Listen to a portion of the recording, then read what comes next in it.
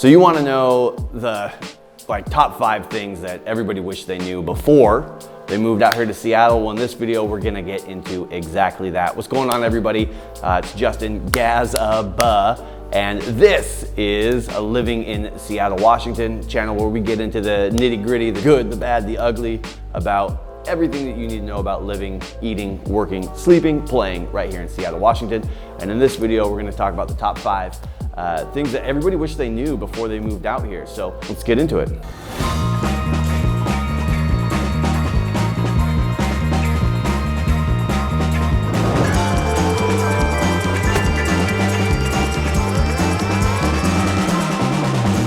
So I put together a list of the top 5 things that I thought was kind of I grew up in the area, not in Seattle explicitly. I grew up down on the Key Peninsula, which is just outside of Gig Harbor.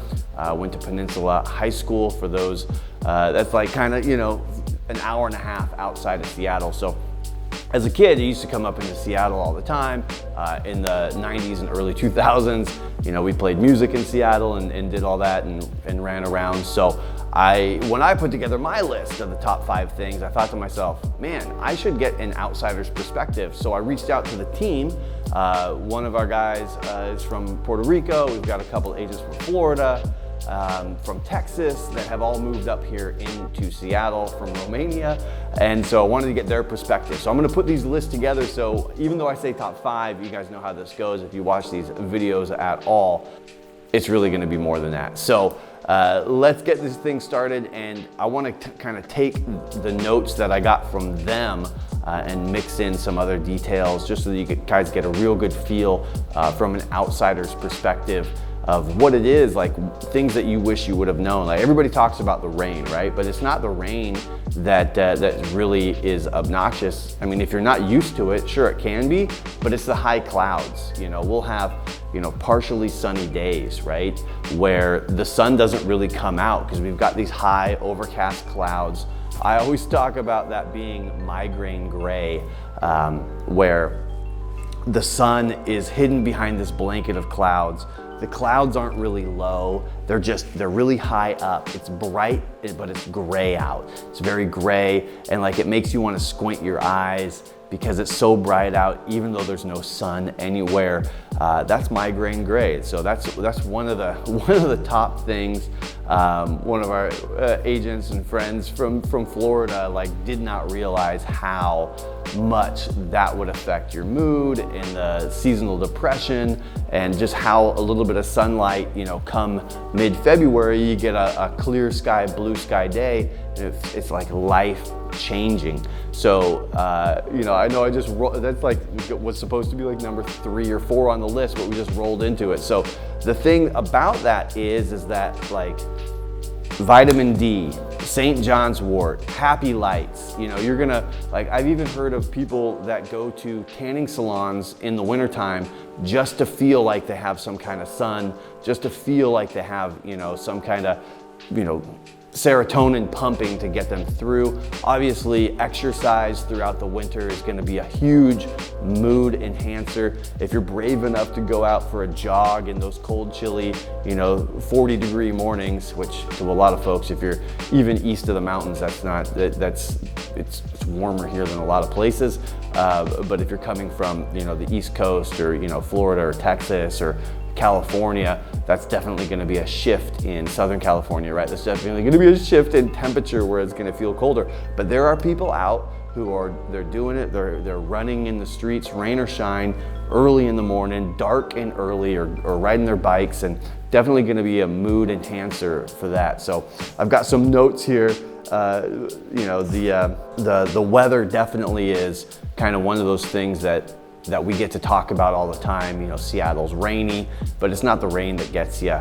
It's just the cloud cover, incessant, no sun, never see the sun for weeks at a time. And I'm not just talking about oh, it was cloudy today. I'm talking about, weeks at a time. We once had it rain here, so then you get the cloud cover plus the rain, but it was 47 days of straight rain where it was raining, just constantly raining for over a month. So if you come up in August and you visit in August and you see beautiful weather, September, beautiful weather, and you don't realize that from about Halloween to about July 5th, that's when we're gonna be socked in, that's going to be weather. But you're gonna have these days where it just breaks loose, you're gonna have beautiful weather, surprisingly gonna have beautiful weather at the coast in the middle of January and February where it's blue sky and Seattle is cloudy and disgusting. So there are some breaks from it, but you've really got to be prepared to make the most of that. So let's just put that at the top of the list. That's the number 5. So we'll go down from there. So number 4, and I'll probably get all these numbers out of order because I started in the wrong spot. But number 4. So let's talk about commute times. There's kind of a running joke in Seattle that anywhere in Seattle, you're 45 minutes from Seattle. So whether if you decide that Capitol Hill, you love the vibe of Capitol Hill and that's the neighborhood for you, and you want to go to the breweries in Ballard, you could take an Uber, you could try to take public transit. Even if you decided to drive, depending on the time of day, it could feel like an eternity to get across town, especially in those early mid-mornings and those early afternoons. Kind of feels like traffic really starts around 2:30 in the afternoon and then just never goes away all throughout the evening until after 7 o'clock. Even in the morning, if you're on the road by like 6 o'clock, easy to get around. But once you get into that 7:30 mark, it's over. Like, just plan on being in traffic. It's a lot easier to go north and south here than it is east to west. So even for myself, when I've got to go 20 blocks to get to 99 to head south to come into work, to come to the office when I come in, if I hit it at the wrong time, it can take me 45 minutes to go 5 miles. I don't even think it's 5 miles from here to my house. It's like 3 miles or something. It feels like forever. So depending on where you are and where you've got to go, if you're one of those folks that moves here and you're gonna work somewhere in South Lake Union, you're really looking for a big arterial to get you into downtown Seattle, and that's fairly easy.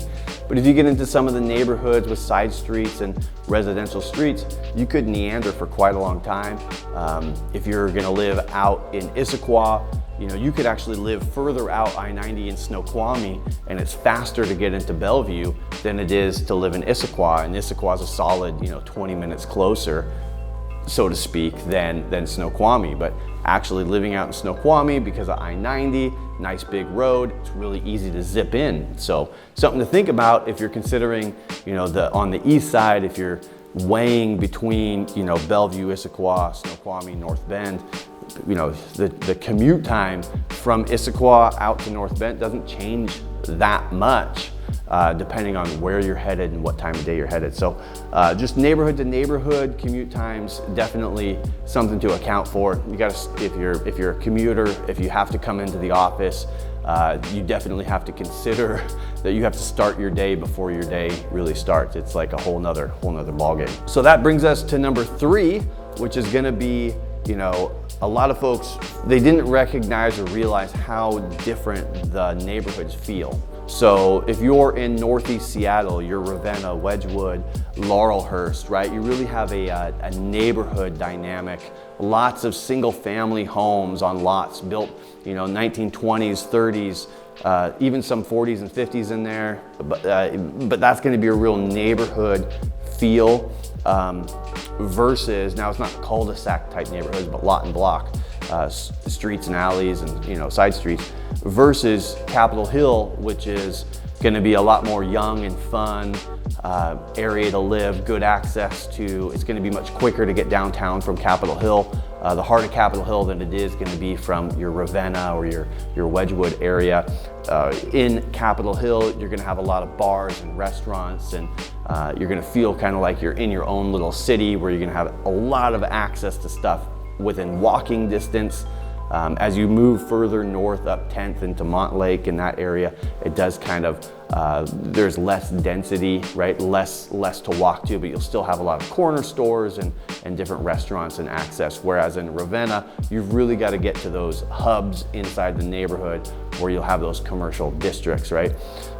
Same, the vibe and feel of Ravenna, having that kind of neighborhood feel, translates over to a lot of North Ballard in your Loyal Heights, Whittier Heights, and Sunset Hill. But as you move further south towards the cut, where all the breweries are, it is much more of a out and about feel, with Ballard's having kind of their business district. They were an independent city, and it is more of like a flannel wearing, boots and beers kind of neighborhood versus the more, I would say, dressier, young and fun club, different kind of scene in Capitol Hill. Even though there are, there's plenty of just bars and breweries in Capitol Hill, but it has more of a young and fun versus, more of a kind of a neighborhoody brewery scene in Ballard. Definitely a different feel in South Seattle as well, in Othello, Columbia City, different neighborhood vibe, more of a working class feel. Not to say that everybody out there is out there swinging hammers and doing that sort of thing. It just has a different neighborhood feel than even in Ballard, which is probably has less calluses these days and more keyboards doing that kind of work. But that's just the kind of the neighborhood feel. So every neighborhood is so distinctly different. And as Seattle is kind of trapped by water and roadways, those neighborhoods become more and more pronounced. So when you think about moving here, I would consider spending a lot of time to kind of feel out, grab a sandwich, grab a coffee, grab a pint, whatever you want to do, and kind of figure out what neighborhood you're going to live in. You might be the kind of person that's willing to drive across town to do all kinds of stuff, but more and more we see people kind of just living in their neighborhood. People that live in Ballard don't go to Capitol Hill as much. There's not a lot of cross. People do it, obviously, because of the brewery district and the Capitol Hill feel. Definitely you'll see that crosstown traffic, but you're going to spend a lot more time just in your own neighborhood. So there's definitely a different vibe to each area. Queen Anne definitely feels different even than Lower Queen Anne, and they're right next to each other. So one of the agents on the team used to work in tech, and they were so buried in their work early on before they became an agent that what they said kind of surprised me, is that they wished they had paid more attention to what was happening in the market, in the housing market, because even though they were making great money, they thought they had time. They thought they had a lot more time to purchase, given how much money, and even, as we're filming this today, Amazon announced, I don't know when the video popped, but when we're filming this, Amazon announced they're doubling their base pay, right? So the housing market, really is a reflection of what kind of work is available in a certain area. And so what they were saying was surprising to me, because they felt really comfortable with the amount of money they were making, the things that they were doing and everything else. And they could afford to buy a really nice house, but it just wasn't priority. It wasn't top of mind. And as the years went by, the housing market moved away from them in a way that they, now that they're an agent, they're kicking themselves for not performing and buying a place earlier, 3-4 years ago. And that happens to a lot of people. They feel like they're in the moment that they're in, they're working hard, they're doing things, and especially if they're in tech, which we have so many of now because of all the different people that we have here, they're not paying attention to what they could be doing and what they could purchase, and they think that that moment of time is going to last. And it doesn't. The market continually shifts and changes, and being, as some would call, San Francisco Junior or Silicon Valley Junior, Seattle market appreciates at a pretty rapid clip. Even when things slow down here, it still appreciates faster than a lot of places. So it's a pretty resilient market in that way. So they wish that they had got into something sooner and been able to deploy that money that they were making and able to capture kind of that momentum early on. Now as an agent, they realize, watching the market, they see how different it is even just year over year or over the last 3 years. So when I was asking all the other agents on the team, right, because a lot of people moved here, so one of the folks, they had moved here from Texas, and one of the things that they didn't realize was in Texas, and this really surprised me because you have the whole Gulf down there. but apparently Texas doesn't do seafood like we do seafood up here. So even just the variety of foods, the international food scene that we have here, apparently, and I didn't realize that it was a big deal, but apparently it really is a big deal with the different types of, Greek food. Obviously we have a lot of great Mexican food here. We have a lot of high-end restaurants, and then we've got gobs and gobs of seafood places. So that stood out to me, that coming from somewhere else, you wouldn't have had the same experience in a culinary way. I kind of blew my mind. That's not something that would come top to my mind to me, because I grew up here, grew up with clamming and doing razor clams out of the ocean when the season opens. A lot of salmon fishing, easy access to that stuff. Dungeness crabs. I remember actually visiting some friends in Philadelphia years ago, maybe 10 years ago, and they were gonna get Dungeness crab at market rate. And I thought to myself, this is the silliest thing I've ever heard of in my life, because we can just go out and get Dungeness crabs for next to nothing. I mean, they're just everywhere here. So if you go crabbing with friends or whatever, you don't need to pay market rates on the East Coast for that. Food, culinary, seafood being a big thing. I think that's the top 5 things. I think that's top 5, but as always, I've got some bonuses. So I've got some other things that people have told me, so I want to get through that. If you're watching this and you recently moved here, drop it in comments. Let me know kind of what surprised you in where you're at, or one of the things that maybe you're still out of town and you've heard a rumor that XYZ. Let me know what you think. What are the I guess stereotypes of the area, right? Let me know what you think. So let's jump into some of these bonuses super quick and dial this out. So one of the guys on the team, he moved over from east of the mountains, and Spokane's a small town, compared, but it's a city in its own right. East of the mountains, they got all 4 seasons. And what he was saying, my brother actually experienced this. My little brother, we grew up, like I said, an hour and a half down the street outside of Gig Harbor. And what they had said, both of them agreed that coming into Seattle, they had heard, in smaller towns, everybody's, seemed to be polite, right? Everybody says hello. Everybody, there's the small town kind of Americana, right? Even just in this metro area, an hour and a half away, had that feeling, versus coming into Seattle and realizing that there definitely is something going on with the Seattle freeze. There is something true about that. I've had friends that have moved. I think my friend, she moved in from Las Vegas. That's where she went to college, and she's super personable, super outgoing.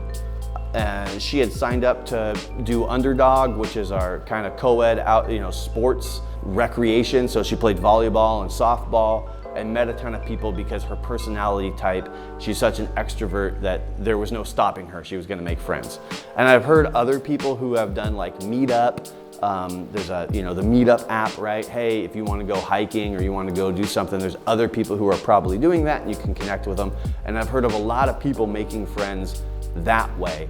But I've heard more and more stories about people coming to Seattle for work and kind of not really having their bearings and feeling shut out by the city, feeling that they just didn't fit in here, that they didn't understand why they couldn't build friends faster. And I think a lot of folks, maybe if you come out of college where you're forced into close living arrangements with people, and you expect that you're going to make fast friends because of the dorm room, because of classes, because of sports, extracurricular, or whatever kind of club sports or whatever.